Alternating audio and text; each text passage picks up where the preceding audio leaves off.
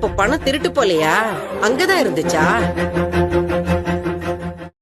நம்ம சிறகடி காசையில் இன்றைக்கி எபிசோடில் பார்த்தீங்கன்னா நம்ம அண்ணாமலை விஜயா கிட்ட உன்னால தான் முத்துவுக்கும் மீனாவுக்கும் 5 லட்சம் கடன் ஆச்சு, நீ தான் அந்த 5 லட்சத்தை அவங்களுக்கு கொடுக்கணும்னு சொல்லிடுறாங்க.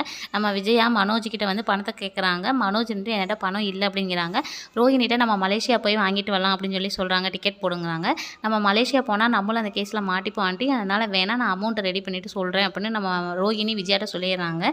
ரோஹினி மனோஜ் கிட்ட அதான் ஜீவா கொடுத்த பணம் இருக்குல்ல, அந்த பணத்தை கொடுத்துடலாம் அப்படிங்கிறாங்க. அந்த பணம்லாம் செலவாயிருச்சுன்னு நம்ம மனோஜ் வந்து சொல்கிறாங்க. ரோஹினி மனோஜ் கிட்ட இப்போ தாலியை விற்று தான் கொடுக்கணும் அப்படின்னு சொல்லிடுறாங்க. ரோஹினி ஒரு பிளான் பண்ணி பார்வதி வீட்டுக்கு போயிட்டு அந்த 2 லட்சம் பணத்தை வந்து கொடுத்துட்றாங்க. அடுத்த வார ப்ரோமோவில் பார்த்தீங்கன்னா மனோஜ் வந்து நம்ம முத்துக்கு பணம் கொடுக்குறாங்க.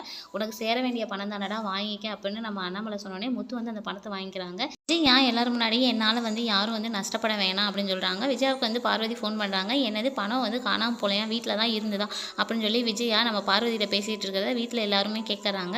இதுக்கப்புறம் வந்து என்ன நடக்க போகுது அப்படின்னா அடுத்த ஒரு எபிசோடுகளை நம்ம ஃபுல்லாக பார்த்து தெரிஞ்சுக்கலாம்.